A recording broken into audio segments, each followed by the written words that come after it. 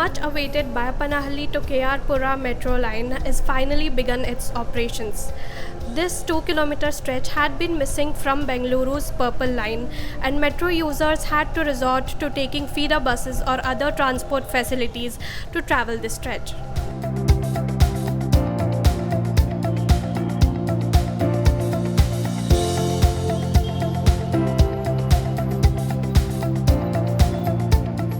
The K.R.Pura station links to Whitefield, which houses Bengaluru's famous IT companies. Bengaluru residents working in and around Whitefield have been complaining of long traffic jams and a commute time that can last up to several hours and worsen during the rains. With the completion of this missing link, the commute is expected to get easier for these people.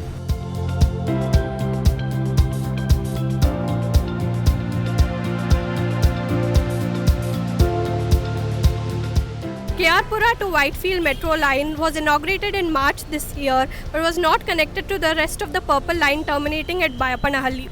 This was due to the stretch between Bayapanahalli and K.R.Puram passing over the Indian Railways track, for which an open web girder had to be installed.